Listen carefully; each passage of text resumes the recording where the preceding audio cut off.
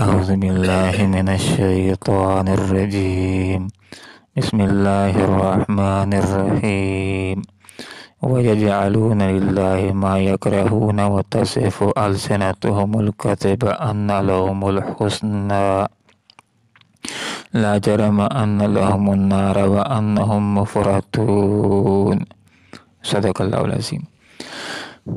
سبحانك لا علم لنا إلا ما علمتنا إنك أنت العليم الحكيم.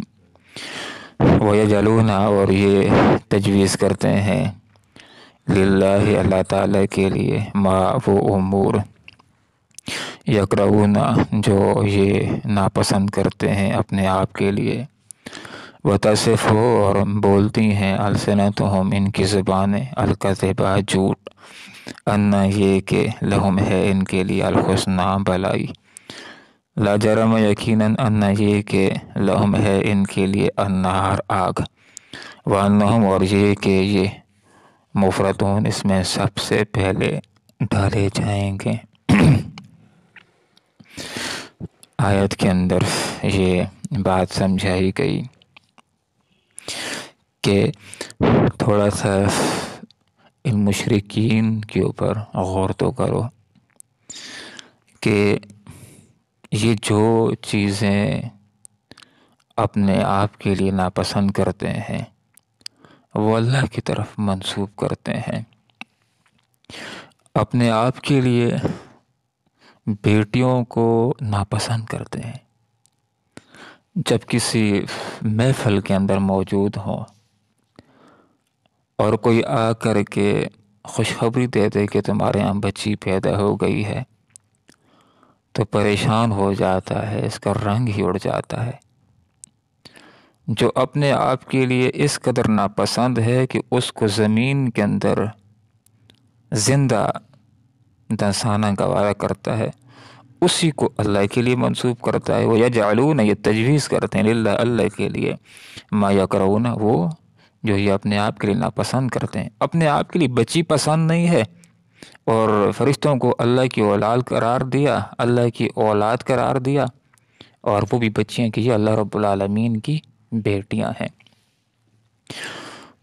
دوسری بات یہ کہ یہ اپنے آپ کے لیے یہ بات پسند نہیں کرتے کہ ہماری جائیدادوں میں کوئی شریک ہو جائے، ہمارے بینک بیلنس میں کوئی شریک ہو جائے، اور ہمارے پیسوں میں ہمارے نوکر شریک ہو جائیں اور ہمارے برابر ہو جائیں۔ اس کو اپنے آپ کے لیے پسند نہیں کرتے، لیکن خدا کی خدائی میں اوروں کو شریک کرتے ہیں، ان کو کوئی شرم نہیں آتی۔ وَيَجْعَلُونَ تجویز کرتے ہیں للہ اللہ کے لیے ما یکرہون وہ جو اپنے آپ کے لیے ناپسند کرتے ہیں۔ ان کو یہ بات اچھی نہیں لگتی کہ ان کی بات کا کوئی مذاق اڑائے، لیکن ان کو کوئی حیا نہیں کہ اللہ کی آیات کا یہ مذاق اڑاتے ہیں۔ وَيَجْعَلُونَ اور یہ مشرکین بناتے ہیں للہ اللہ کے لیے ما وہ یکرہون جو اپنے آپ کے لیے ناپسند کرتے ہیں۔ جو اپنے آپ کے لیے پسند نہیں ہے اس کو اللہ کی طرف منسوب کرتے ہیں۔ کیسی بے انصافی سے کام لیتے ہیں۔ اور دوسری طرف دیکھو کہ ہے ان کے کرتوت یہ کہ برے کام کرتے ہیں، شرک کرتے ہیں، کفر کرتے ہیں، اور زبانوں کے اوپر کیا بولتے ہیں؟ ان کی زبانوں کے اوپر یہ بات آتی ہے کہ آخرت نہیں، اگر ہوگی بھی تو جس طرح دنیا کے اندر ہمارے مزے ہیں آخرت کے اندر بھی ہمارے ہی مزے ہوں گے۔ کیا کہتے ہیں؟ ان لہم الحسنی یہ کہ ان کے لیے آخرت میں بھلائی ہوگی۔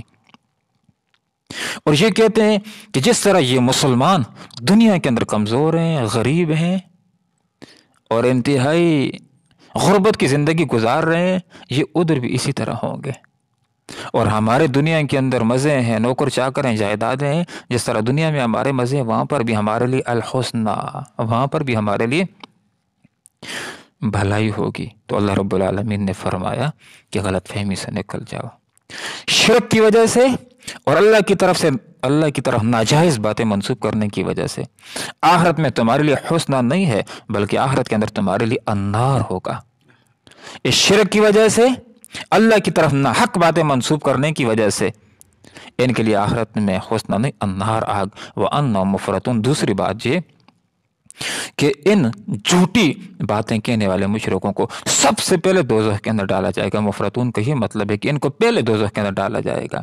دوسرا مطلب یہ کہ ان کو دوزخ کے اندر ڈال کر کے بس بلا دیا جائے گا، باہر نکالنے کے حوالے سے سوچنے کی بات بھی نہیں ہے۔ اللہ کی قسم، لقد یقیناً ارسلنا، ہم نے رسول بھیجے، الی امم، ان امتوں کی طرف، من قبل کا، جو آپ سے پہلے ہو گزری۔ اے آپ صلی اللہ علیہ وسلم، آپ کی قوم سے پہلے جو قومیں گزری ہیں ان کے پاس بھی اللہ رب العالمین کے انبیاء آتے رہے ہیں۔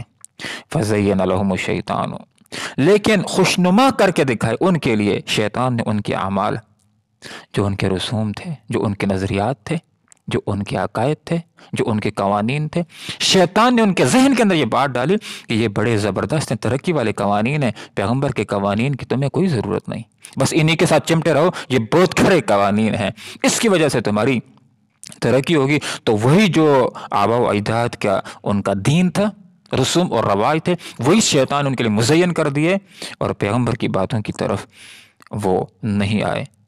فہوا ولیہم، اور وہ پہلے لوگ گمراہ ہو گئے۔ فرمایا سو وہی ہے، وہی شیطان ہے ان کا سرپرست الیوم، آج جس طرح پہلے قوموں کے پاس انبیاء آئے اور لوگوں کو شیطان نے ورغلایا، ایمان سے روکا، آج ان مکہ والوں کو بھی شیطان اسی طرح دھوکے کے اندر ڈال کر کے ان کو ایمان لانے کی طرف آنے دے نہیں رہا۔ اور جو لوگ شیطان کے بہکاوے کے اندر آ کر کے ایمان نہیں لائیں گے تو لہم عذاب علیم، ان کے لیے دردناک عذاب ہوگا۔ شیطان کے بڑے دھوکے ہوتے ہیں، یہ بڑا دھوکے باز ہے۔ پہلے تو لوگوں کو یہ دھوکہ دیتا ہے کہ دیکھو اللہ بڑا غفور ہے، رحیم ہے، امید دلاتا ہے، مزے کر لو دنیا کی زندگی کے اندر، ایک توبہ کرو گے، ایک آنسو بہاؤ گے، سارے گناہ معاف ہو جائیں گے، کلمہ پڑھ لو گے، ایمان لے آؤ گے، کفر کے سارے گناہ معاف ہو جائیں گے۔ پہلے تو انسان کو یہ دھوکہ دیتا ہے، اور پھر جس وقت انسان گناہ کرتا رہتا ہے، گناہ کرتا ہے، بہت سارے گناہ کر لیتے ہیں، گناہ کی زندگی گزار لیتا ہے، پھر احساس ہوتا ہے نہیں توبہ کرنا چاہیے، اللہ رب العالمین کو راضی کرنا چاہیے، پھر شیطان دھوکہ دیتا ہے کہ اتنے تمہارے گناہ ہو گئے، تمہاری توبہ کہاں قبول ہو سکتی ہے، آخرت تو ویسے بھی تمہاری خراب ہو گئی ہے، دنیا کیوں خراب کرتے ہو، جتنے دن ہے مزید تھوڑا سا اور مزے کر لو۔ تو پھر انسان کو مایوس کر کے توبہ کی طرف آنے نہیں دیتا۔ محترم سامعین، آج جو سبق ہم نے سیکھا اس میں سے ایک بات ہمیں یہ بھی سمجھ آئی کہ اگر اللہ تعالیٰ نے دنیا کے اندر کسی کو مالدار بنایا ہے، نوکروں چاکروں والا بنایا ہے، اس کے پاس بہت زیادہ دولت ہے، تو یہ خواہ مخواہ اس بات کی دلیل نہیں ہے کہ اللہ تعالیٰ اس سے راضی اور خوش بھی ہے۔ راضی بھی ہو سکتا ہے، خفا بھی ہو سکتا ہے۔ جیسے غور کیجئے، حضرت عثمان غنی رضی اللہ عنہ کے پاس بہت مال تھا، اللہ ان سے خوش تھا۔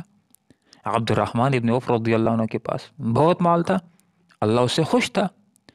قارون کے پاس بہت مال تھا، اللہ اس سے ناراض تھا۔ اور دوسری بات کہ اگر ایک آدمی غریب ہے، غربت کی زندگی گزار رہا ہے، مشکل کی زندگی گزار رہا ہے، تو خواہ مخواہ اس کا مطلب یہ نہیں ہوتا کہ اللہ تعالیٰ اس سے ناراض ہے۔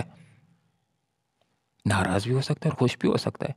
جیسے بہت سارے صحابہ تھے، غریب تھے، ابو ذر غفاری رضی اللہ عنہ کو دیکھیے، بلال رضی اللہ عنہ کو دیکھیے، غریب صحابہ بھی تھے، سلیمان فارسی رضی اللہ عنہ کو دیکھیے، غریب تھے لیکن اللہ ان سے خوش تھا، رضی اللہ عنہ ورضوا عنہ۔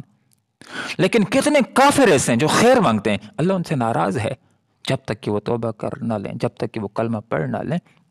اس لیے یہ بات کہ ایک آدمی کہتا ہے کہ دنیا میں میرے مزے ہیں، تو اس لیے کہ اللہ مجھ سے خوش ہے، ایسی بات نہیں ہے۔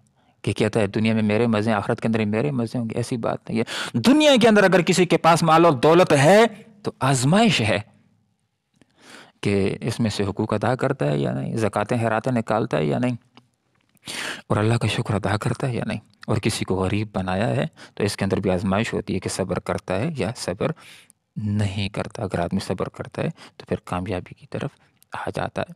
آج کے سبق کے اندر ہم نے ایک بات یہ بھی سیکھی کہ جو لوگ بھی جھوٹ بولتے ہیں، جس طرح مشرکین سارے غلط کام کرتے ہیں اور کہتے ہیں کہ آخرت کے اندر ہمارے مزے ہوں گے، آپ صلی اللہ علیہ وسلم نے ارشاد فرمایا الصدق ینجی والکذب یہلک، کہ سچ انسان کو نجات دیتا ہے، جھوٹ انسان کو ہلاک کرتا ہے۔ اور فرمایا جو آدمی سچ بولتا ہے، مسلسل سچ بولتا رہتا ہے، اللہ کے یہاں سچوں میں لکھا جاتا ہے، اور جو جھوٹ بولتا ہے اللہ کے یہاں سچوں میں لکھا جاتا ہے، اور سچ جنت کی طرف رہنمائی کرتا ہے، اور جو جھوٹ بولتا ہے، مسلسل جھوٹ بولتا رہتا ہے، اللہ کے یہاں جھوٹوں میں لکھ دیا جاتا ہے، اور جھوٹ جہنم کی طرف رہنمائی کرتا ہے۔ اور یہ بات بھی سمجھا دی گئی کہ جھوٹے مشرکوں کے لیے آخرت میں آگ ہوگی۔ کون سی آگ؟ آپ صلی اللہ علیہ وسلم نے ہمیں آگاہ کیا۔ مفہوم یہ ہے حدیث کا کہ جہنم کی آگ دنیا کی آگ سے 69 گنا زیادہ گرم ہے، یہ آگ اس کا 70واں حصہ ہے۔ اور صحابہ نے عرض کیا اللہ کے رسول، ہلاک کرنے کے لیے تو یہ بھی کافی ہے، فرمایا کافی ہے، لیکن اس کے باوجود جو جہنم کی آگ ہے وہ دنیا کی آگ سے 69 گنا زیادہ گرم ہے، خطرناک ہے۔ اور یہاں پر ہمیں ایک بات اور بھی سمجھ آ گئی کہ جو لوگ جہنم کے اندر ڈالے جائیں گے ان کو ایسا عذاب ملے گا جس کے اندر درد محسوس کریں گے۔ بعض اوقات دنیا کے اندر ایسی سزائیں ہوتی ہیں کہ سزا نہیں ہوتی بلکہ گپ ہوتی ہے۔ ایک آدمی کسی کو چھڑی مار رہا ہو اور دوسرا آگے سے ہنس بھی رہا ہو تو یہ سزا تو نہیں ہوتی، سزا کے ساتھ مذاق ہوتی ہے۔ آخرت میں جو سزا ہوگی عذاب علیم، ایسا عذاب جو انسان کو درد دینے والا ہوگا۔ یہ نہیں کہ ایک انسان اگر 1 مہینہ جہنم کے اندر آ تو وہ عذاب کے ساتھ ہیل مل جائے گا، ایسی بات نہیں ہے۔ جتنا رہے گا اتنا اس کو درد ہوگا، اتنا اس کو تکلیف ہوگی۔ آج کے سبق کے اندر ہم نے یہ بات بھی سیکھی ہے کہ بعض اوقات ایک انسان غلط کام کرتا ہے، شیطان غلط کام اس کے لیے مزین کر دیتا ہے، پھر اس کو وہ چھوڑنا نہیں چاہتا۔